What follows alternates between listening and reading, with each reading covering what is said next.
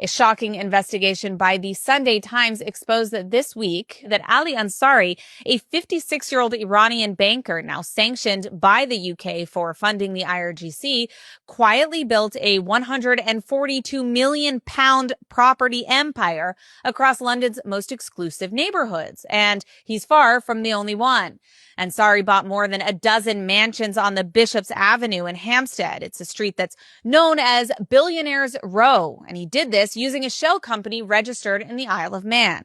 All the while, he was allegedly financing the IRGC, the same terror arm of the Islamic Republic behind global assassinations, cyber attacks, the targeting of journalists and dissidents worldwide. Officials in London have described him as a corrupt businessman who provided economic resources to the IRGC and to individuals who are working to destabilize other countries, including the United Kingdom itself. And what's truly disturbing is how openly all of this took place. Ansari wasn't even hiding. British intelligence has already confirmed more than 20 Iran-backed plots on UK soil just in the past year.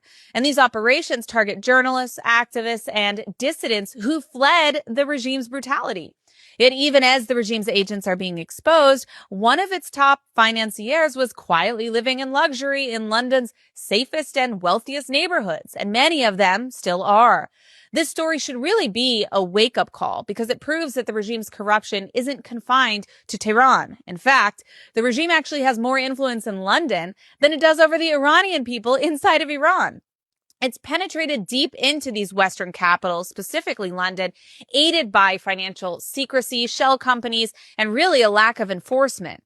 And sadly, this is just the tip of the iceberg. Billions of dollars stolen from the Iranian people have been funneled through the UK and across Europe under the guise of business and investment.